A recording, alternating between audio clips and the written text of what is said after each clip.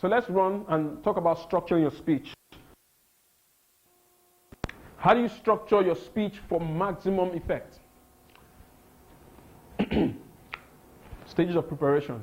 So typically, there are ways you have to study, you have to develop the skeleton, write your introduction and conclusion, write the body, and evaluate. But I'm going to talk about these first 3 steps, particularly this. See, because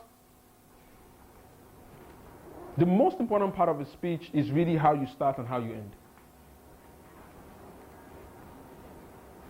How you start and how you end. So please, let's give a round of applause to my friend.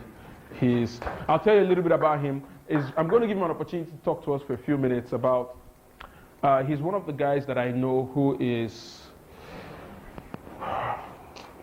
can get results. That's the best way. He's the only one that I know who has resigned his job 3 times. Because every time he resigns, they keep calling him back again. He started out with a logistics firm, opened an oil servicing arm, facilitated up to $15 million in loan without collateral, grew the business. I think it's now about $26 million. Left it, started a food business in 2 years, did $100 million in revenue, left it. Oh, he's not left it. He's still there. But it's there. I mean, it's built multiple businesses, and it's also very widely read. So he's going to talk to us in a bit. So just before we go for lunch. Thank you very much, Thomas. Welcome. Yeah. Okay, so an effective speech must always touch the human heart, address human concerns, and it must do at least these 2 things at once. Right? Remember I talked about the fact that people don't act until you touch their emotions. Emotions is key. You have to touch people. If you give it see, this is the reason why, I many of us remember that in secondary school, and maybe in university, it was easier to read novels than it was to read textbooks. Mm-hmm. Textbooks had no appeal to your emotions, but novels did. Textbooks have absolutely no appeal to your emotions. Absolutely no appeal. I mean, I don't understand why we still haven't reorganized how textbooks are written. Imagine if textbooks were written like a CSI movie. Because, many of us here, most of what we know about science, we learn from watching crime lab investigation. So textbooks are written differently these days. Textbooks are written incorporating real life. Real life, exactly. That's what helps. Yes, yes. And it's getting better now. People are enjoying textbooks because you're reading it, you're seeing the highs and lows. Because that's the thing, right? If anything doesn't connect to people's emotions, what happens is that your mind tires of reading it. Yeah. Your mind is tired. Your mind just wanders off. That's why sometimes you're watching the movie, sometimes 2 hours, 3 hours, you're just there. You can almost not do anything heavily with your emotions. So if we're going to be successful as speakers, as trainers, as coaches, as consultants, we have to understand how powerful touching somebody's heart is, touching their emotions. And when we just a little down, we'll realize what emotions we need to focus our ability on, right? Every human being, remember I talked about the fact that you have the conscious brain, and then you have the subconscious brain, right? The conscious brain is logical, right? It means it understands all this logic stuff. But unfortunately, it has a gate, but it's a very weak gate. And I use the word weak that sometimes even when you say something that makes no sense to somebody, if you consistently say it, that person would believe it. And it doesn't matter whether the thing is logical or not, the person will believe it. Right? But see, this subconscious mind here is ruled by averagely 2 major emotions. Pain, pleasure. Every one of us is constantly running away from pain and constantly running towards pleasure. The difference is what we associate those things with. That's the difference. So every single time I'm working with somebody, and I get calls, I get messages from just about, in the last 3 days alone, I've had to have meetings with 3 different people. One of them who was this close to shutting her business down. The other one whose business seems to be doing pretty well online, and a lot of us might know her. or was this close to killing herself? Serious. And every single time when I meet with these people, one of the things that I want to quickly identify, and the last of them whose business is doing very well, but has self-sabotaged her business because while her business is doing well, her husband's business has not been doing so well. So what has happened is that she's making all this money and she's had to be supporting the family with the money that she's making, right? And then she's beginning to feel bad because she's making money, but she can't spend it on herself. Now she admits that when the husband's business was doing well, everything was fine. They were flying, they were going to Dubai, blah, blah, blah, blah, blah, right? Now this lady has lived in the UK for a good chunk of her life, got married, came back to Nigeria, found a good guy, got married, stayed here. So, and then everything is not doing bad, everything is okay. But in the last 11 years, she's been doing her business pretty well, but she's never been able to travel. She's never been able to buy things for herself and all that because the husband's business is going through like a period now. And then she's making money, but she cannot invest it in her business. She decided that she wants her husband's business, she wants her husband to start taking care of everything. That doesn't matter, she should go and make sure that his business is working. So she decided that she's going to kill her business. Yeah, be shocked at how people connect things together. It's complete, and you have to listen to them. So every time I'm listening to them, what I'm looking for is, what's this person running away from? What's this person running to? Do you understand? So from talking to this lady, I realized that, look, she's not exactly feeling the pain because she doesn't like her husband, or because she's handling all this responsibilities, and her responsibilities are growing, and her income isn't growing as fast. So I looked at her and I just told her, I picked a number out of my head and said, look, if you were making this kind of money on a monthly basis from your business, would you still feel this way? Oh, she said, no. I have enough to spare. We're boiling out of control. And then the funny thing is that it's not so far from what she's making. She's already making half of that already. So you want to find out, what's this person running away from? What's this person running to? And what are the definitions in her life? So she's, at some point, she's beginning to think that, okay, maybe her success is making her husband not strive for more success. Right? Or not strive to get out of what the challenges that he's going through. Right? But again, that story is not exactly true, because while she was successful, in the same period, her husband's business was successful. The car she drives was bought for her by her husband's business. There's a whole lot of amazing stuff that has happened.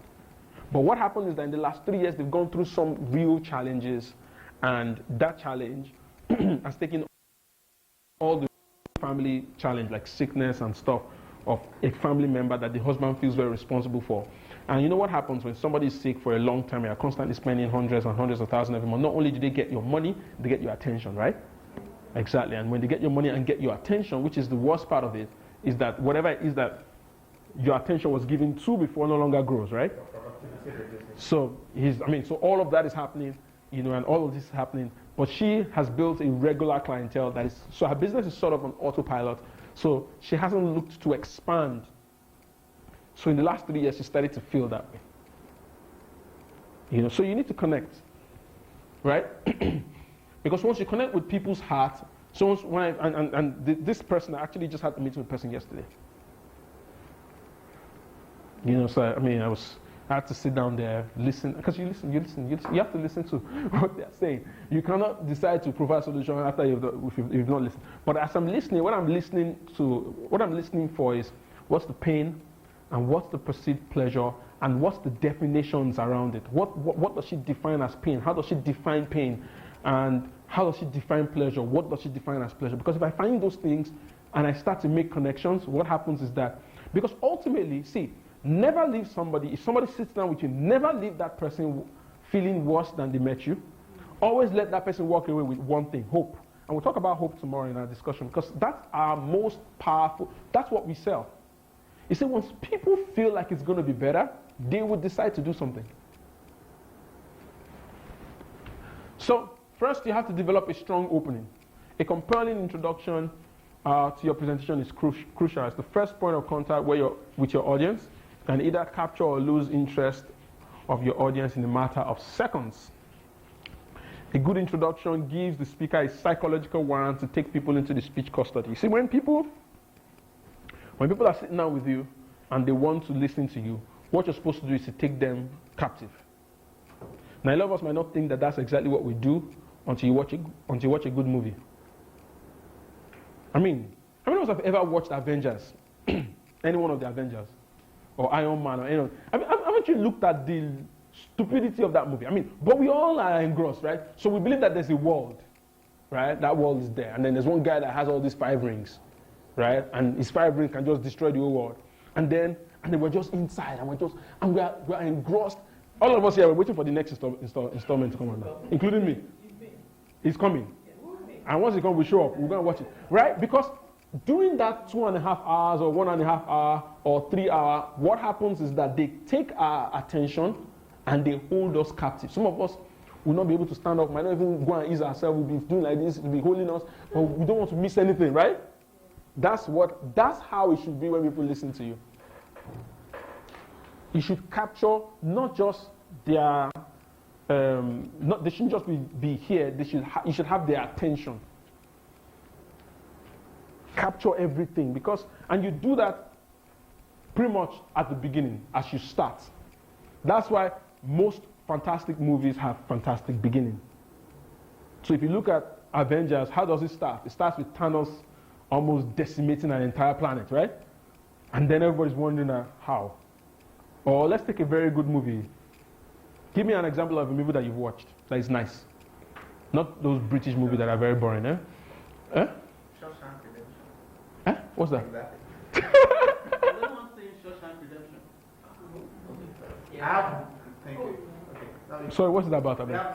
Mortal Kombat.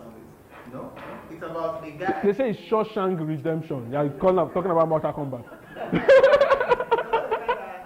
Suppose he killed his wife, a successful attorney, and then he was locked in jail for life, and then broke out of jail. Oh, fantastic. Yeah. Fantastic. But it starts with him killing his wife, right? Or at least it starts with the appearance that he killed his wife. It started with him crawling through 500 feet of slime and, rubbish to go underneath, Exactly. So the idea is somebody just, look at series like Prison Break, right? Yeah. Like, just pick a pretty nice series. What happens is that they get your attention, even at the beginning, and they get your attention at the beginning of almost every episode. Yeah. And what do? They leave you at the end of every episode to be looking forward to the next one. Right? I mean, just take a look at 24, Scandal, Prison Break. I mean, when you're done, you're like, Netflix and those guys spoiled the show for us because now you don't have to wait, you'll watch everything. But back in the day, you're just chilling, you're waiting for next week Thursday, when the next installment of, but now you just, go in and just, go into coma for like 2 days. And then go. So the idea is that's what we're supposed to do. Your introduction must be that engaging, right? So what makes an introduction engaging? 1, it must arrest attention. 2, it must stimulate interest. 3, it must establish credibility of the speaker now, right? It also must establish, because again, people want to listen to you because they think or they know that you know what you're saying, right? Exactly. So establish credibility in a friendly way. Let them know how much study you've done on the topic. Let them know your pedigree on the topic. Let them know your experience. Could be negative or positive. 2, you have to unveil the topic. Find a way to unveil the topic in such a way that is very engaging. And remember that your topic must have logical and emotional appeal. Right? I'll give you an instance, right? Terminologies matter a lot.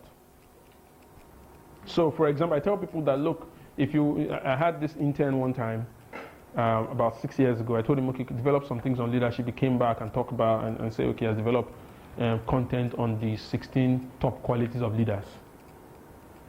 I said, that's okay, but nobody's going to buy 16 top qualities of leaders because it won't sell. I said, if you coin it and say, talk about leadership optimization topic. 16 top qualities of leaders. That's the difference between going for a training and give you 5K or they give you 500K. Yes, because someone say wants to do graphic. If you do, if you can do logo. If you're a logo, that's 5K. If you're a brand expert and you can design, maybe like 50K. But if you're a brand oxygenator, that's 2 million. So there's one of the. There's a guy is the official brand oxygenator of Nigeria. I tell you, I've done a project I did a project for AMA, and Izu did that project for AMA for 700,000 naira. They did a fantastic job. But we realized that the oxygenator had done the same project 2 years before. 62 million. Yes, we didn't oxygenate. We are going there to do logo. Yes, I'm serious. So this afternoon we're going to talk about perception management. How do you build it? Because in fact, you know how we knew? Because we did the strategy session, we worked with them, taught them how they could raise $1 billion that year, and they put the strategy in place, and she was like, you guys did such a great job, fantastic job. Now the guy that even did it last 2 years. And you know why they didn't even call him? Because it was 62 million. They've paid 60 million, they've not paid the remaining 2 million. They didn't feel like it was nice to call him. So, but it was 750,000. Say, but this is fantastic work. You guys, even better than the last time. And I said, So that man just collected.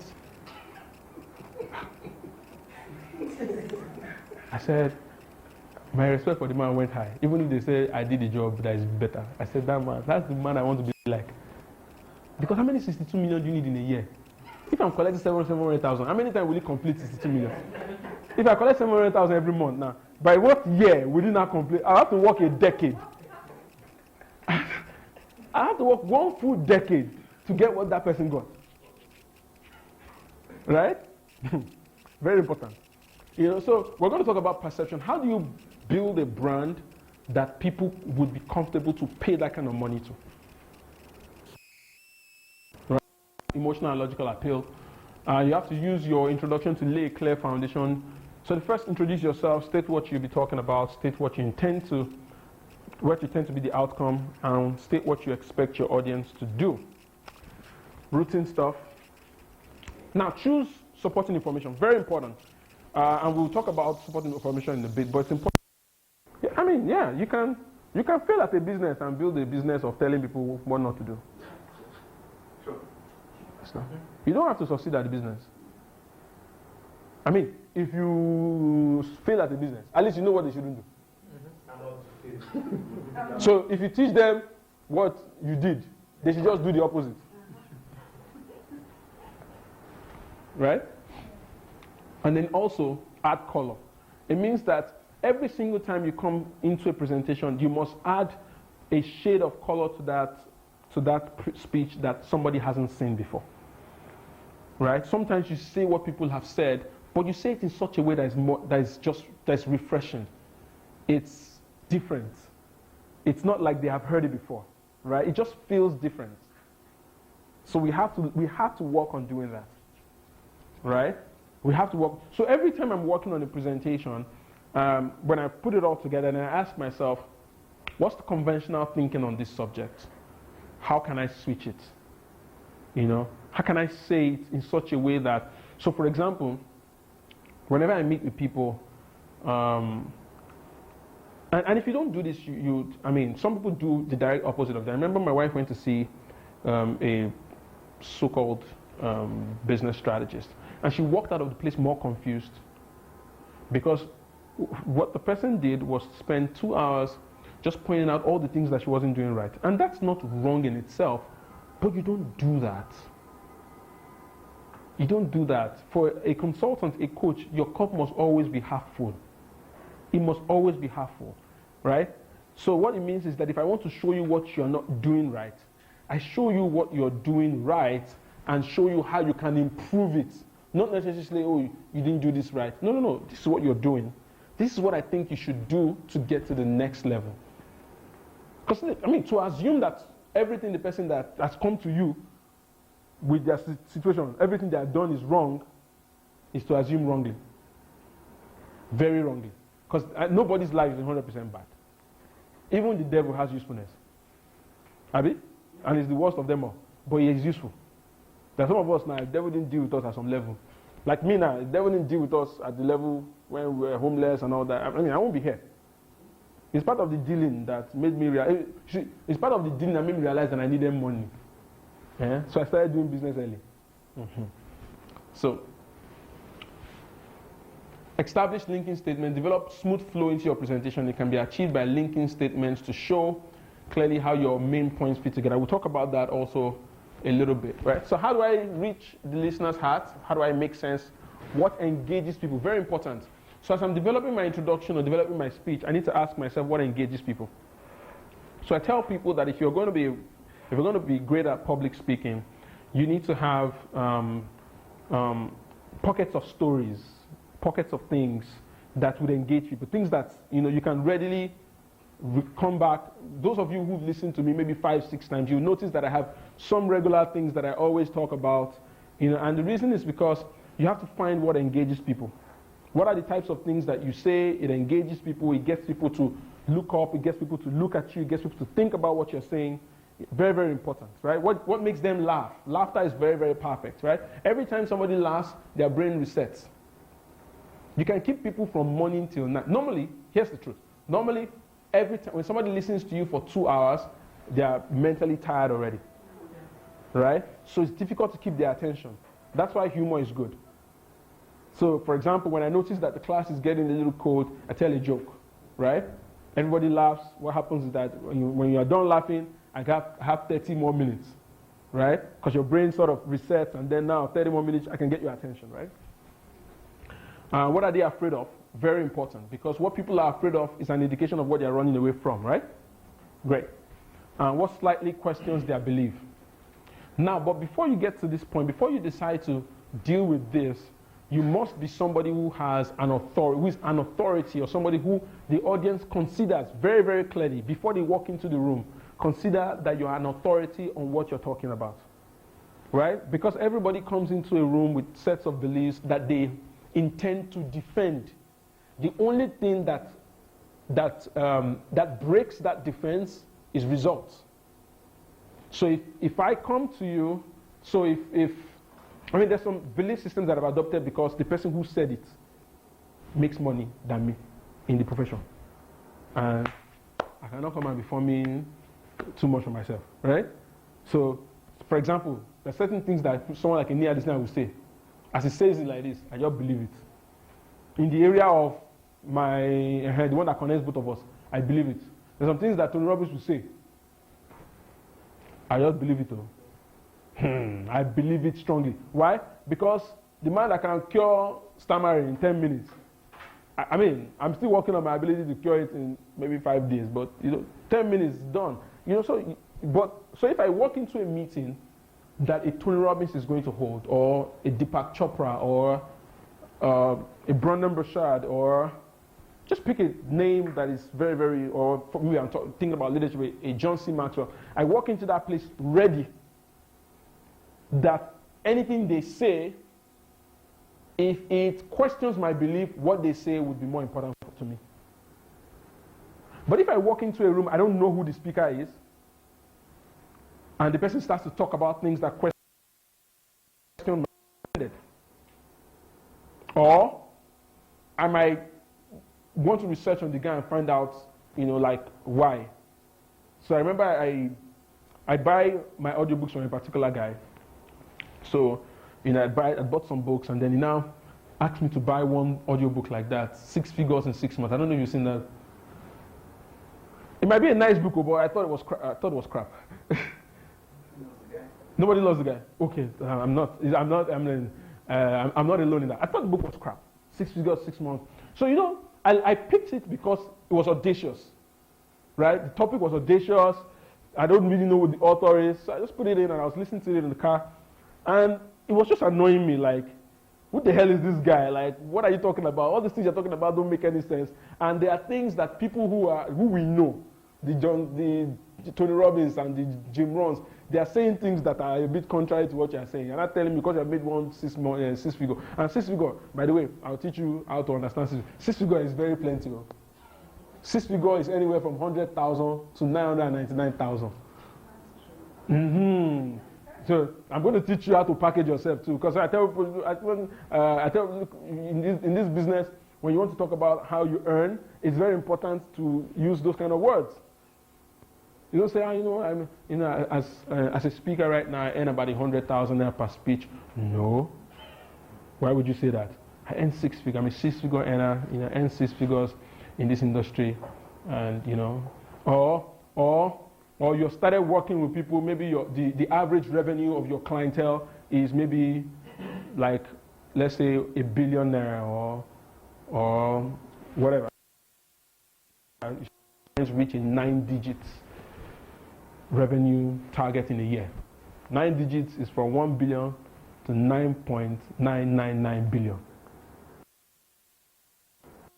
So that's what it was doing for me. He told me six figure. I mean, I've not wise that time, so I bought it. But I listened to it, I was like, no, this guy, no. I like your six figure, but this looks like 100,000 six figure, not 900,000. Junior six figure. No, it's a junior six figure, not a senior six figure. You understand? So you need to, so before you do this, you need to be somebody who has, evident results in that area, right? And then you have to keep your introduction brief. These are basic stuff. Research for helpful materials. Please research. Speakers, don't be the speaker that read 2 books and come and teach us. Read as many. And I'm going to give you a model. We're now in the world where it's a lot easier to learn now. Do a lot of audiobooks. Audiobooks make a lot of sense. But I don't really subscribe to those ones, but it's also not bad. Things like Mentor Box and all that. I mean, I don't see the reason why somebody write a whole book and I want to just listen to the summary. Helen, what do you think? I don't like, there's an app, Blinkist. Blinkist, Mentor Box, yeah. So it gives you the appearance of having read 10,000 books. And you really, I feel like, I write books, right? No, it's not bad. No, it's not bad. You get the gist. No, you get the gist. You get the central idea. So you get it. But me, I know that as somebody who's written a book, I don't just write a book for central idea. Right? There's a lot of things that's written in the book that I hope that somebody would read. And I read some books sometimes and there's a statement that jumps at me. There's, so if you are impatient and you want to, read plenty of books, please, Blinkist, Mentor Box.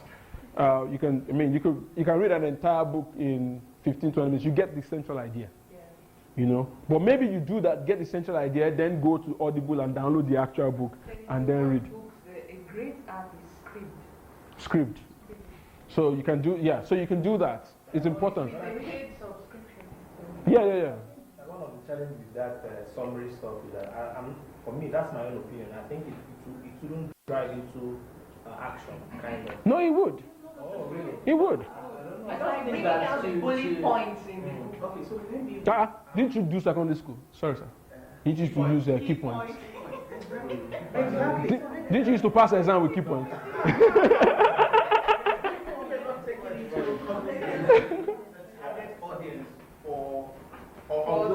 Yes. Thank you. So CEOs, they don't have time. They want central idea, sharply. I think the other thing is also that for you to enjoy those types of books, you have to be somebody who's a doer, who's doing. So just looking at the central idea, your mind can explode into all the possibilities as far as that. You're young, you have not started, you're just studying. Please read the whole book. You're just starting out, read the whole book, please. Don't just get the central idea. But you can also use that as, if you get those apps, you can listen to those things and then use that as interest. Then it generates interest for you to get the book and actually read it. But we have to listen to the news. Sir? And I need to brag, So there's this guy on Facebook. There's this guy on Facebook. What's the name of this guy? He does all these videos now. He looks Middle Eastern. What's his name? Jesheti. So you have this video, how I read 4,000 books last year. In my mind, I knew, but let us. I watched the video. So I now, press it. He said, okay, this is what he does. He picks a book. That this was before this one came. He picks a book. He just, goes exactly to the chapter that he likes. He reads it, and then he feels like getting the idea. And then picks another book. I say, I can read 10,000 books for one chapter. Oh, one chapter. 10,000 books. So it gives you bragging rights. And again, sometimes in this industry, sometimes those bragging rights work. Just say, you know what. So if I come to you and I say, you've not met me before. I come in here, you pay 1 million naira to listen. I said, what I'm about to teach you right now is a topic that I've read 50,000 books on. I have read 50,000 books on this topic.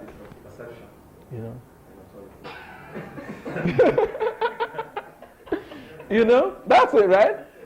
So it's like Brendan Burchard. Most people forget that just a little over 10 years ago, Brendan Burchard was not even in this industry at all. He's new. I'm older in this industry than he is. But here's what he did, right? So Brendan Burchard will tell you that, look, he has interviewed and he has gotten, let's take high performance, right? So high performance, he has interviewed 1.8 million high performers across 196 countries. He's surveying. Google. Survey. Just that it's properly written survey. But here's the thing. So when you see that kind of thing, that was the first thing I read. I said, I must read this book. You understand? So sometimes those things are good. They give you bragging rights. So please collect the Mentor Box app and read 10,000 books for them this year and then go and brag about it, right? But it's okay. But after you finish bragging, read the actual book and get the knowledge. Yeah. So that when you enter with your bragging, you can still say something that is useful. Please, not just brag. Because there's nothing that tastes bad as something that looks sweet and you put it in your mouth and it's terrible. Do you understand? Have you seen some people like that? They look like, or I've seen some movies. I remember one movie that I watched. Hey, one lady like that was just killing people. The preview of the movie is not die. Preview. When I saw the preview, I was like, Jesus, I have to see this movie. Then you now collect the movie. You are watching it, you are looking for that part that they show, where is it? And you can't find it, right? So there's nothing as bad as that. So, read summaries all you like, and that's fine. But please still do your research. We're not saying read, just do your research. When you're talking about something, make sure that it's either something you've experienced or something you've gotten enough information about that can form a real opinion. Right? So it's very, very, very important, right? An introduction starts as you walk to the stage. Walk confidently. Don't just walk like somebody who is... don't walk like it's a privilege to come and speak there. Walk like it's a privilege to listen to you. Don't walk sheepishly. How you walk, do you know that how you walk also informs on your self-confidence? I know a guy, very brilliant guy, but he walks like this. He never gets big opportunity. I had to help him, And also because emotions come from motion. Tony Robbins teaches that if you change your physiology, you can change how you feel, which is true, So if you feel bad, for example, take a walk, go somewhere, move. By moving your body, you can literally change and feel better, right? So how do you do that? Tell a story. You can use stories. Some people like to open their presentation with stories, and I think it's very important. If you have a great story that communicates your point, use questions, use quotes, use startling statements. Startling statements, right? All you NGO people, you know it now. If I enter this room and say, do you know that 5 out of every 10 people die of HIV? Everybody's sitting now because we're more than 10 here. How many 5 of us have HIV? Because we're all looking at exactly startling statements, Start listening. So they use it a lot. So they say, every 30 seconds somebody dies of malaria. Or and the problem is that they didn't tell you that they just interviewed 2,000 people. Sometimes when you listen to statistics, you need to ask for the context of the statistics. They say 5 out of every 10 people die of HIV. How many people did you actually interview? Maybe they interviewed 2,000 people. Out of the 2,000 of them, 1,000 of them has HIV. Where did you interview it? Was it on Allen? For those of us that know Allen, was it on the street of Allen? Because on that street of Allen, 9 out of every 10 should have HIV. Because if you do that one and you then because what happens is that statistic will not create fear. Those of us that are living in Magodo and I feel as if 9 out of 10 of us. You know, it's like saying, you know, 8 out of every 9 Nigerians are involved in the oil industry. Where did you take the statistics? In Port Harcourt. I mean, in Port Harcourt, 8 out of every 10 person, there's a possibility. Yeah. Right? If you take that statistics and go to Ekiti State, it might be 9 out of every 10 are farmers. So you also need to understand the context of the startling statement that you're hearing. But again, the mind doesn't really care about context, right? You know, it's a research that has been done, I say it, you can prove it, you can read it somewhere. So it's important to find startling statements. And great is the art of beginning, but greater is the art of ending. So I want to also talk about how you conclude, because usually what happens is that your presentation is great, sometimes our conclusion is not that great, right? And the reason is because there are two handicaps. First is that the speaker prepares it when he's most tired. So a lot of the time, the way we start out, preparing from the beginning all the way to the end. So at the time we're preparing our speech, we're tired. So we're preparing the conclusion, we're already tired. We want to get it over with quickly, right? Then also, the speaker, the audience, hears it when they are also most tired. So this is what we tell people. If you're going to prepare a speech, prepare the introduction and conclusion first, before you develop any other thing in the speech. Know how you're starting, know how you're ending, and fill in the blanks in the middle. Because the energy with which you prepare would inform the energy with which they hear it. Remember, every time we speak, every time we do things, we're not just doing things, we're releasing energy into our sphere, right? So if somebody is releasing bad energy or tired energy in this case, everybody's getting tired energy, everybody's sleeping, everybody's feeling sleepy, right? Very, very important. So how do you start, how do you end? Summarize, that's one way. Circle back, repeating and developing an image, story, or quote from the introduction. Illustrate or quote. Challenge or appeal. I like this one a lot better. And then the following structure provides powerful conclusion. Review your title or subject area, a summary of your main points, a conclusion clearly drawn from your main points, blah, blah, blah. Always end with a thank you. Anytime you finish a presentation, say thank you. You know the reason why? Because no matter how bad your presentation is, they sat through it.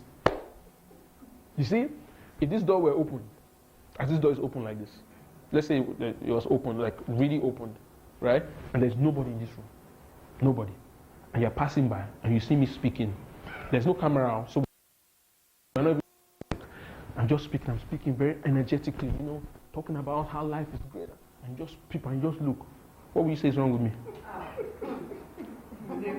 Something's happening with that guy. And something's wrong with his upstairs. Exactly. So the audience is the only reason why people don't think you're crazy. So thank them when you're done. Because without them, you would have been bundled to Yaba left. Right? That always end with it. I don't understand why people finish a presentation and they don't end with thank you. Because we sat through your presentation. I mean, if we had gone out of the room, I mean, if I'm speaking, everybody's just walking, do you think I'll continue? Maybe I'll be believing that the people that are walking out are people that God did not send me to. But by the time everybody leave, I won't understand why God didn't send me to any one of them. Right? So it's important. Always end with a thank you. Always end with a thank you. Always thank the people for listening to you. Yes, their life might have been changed in the process. Right? But they still listened. All right?